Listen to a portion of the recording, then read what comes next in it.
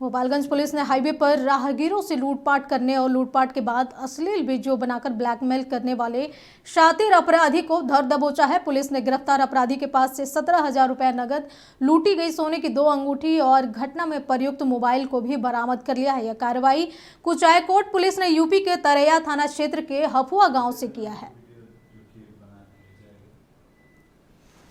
कुछ व्यक्तियों द्वारा एक जा रहे राहगीर से बथनाकुटी एनएच के पास उसको रोका गया और लिफ्ट के नाम पे उसके साथ दो लोग बैठ गए मोटरसाइकिल पे और उसको एक गांव में लेके गया। सुनसान जगह पे देख के अपने अन्य साथियों को भी वहां बुलाया इन लोगों ने और साथ में उसको डरा धमका कर उससे पैसा अकाउंट में ट्रांसफर करवा लिया था।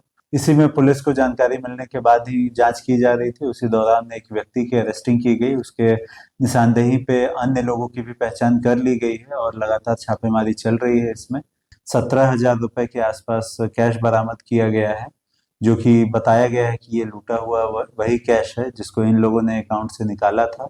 और साथ ही साथ लूटा हुआ एक अंगूठी भी बरामद किया गया है और एक मोबाइल बरामद किया।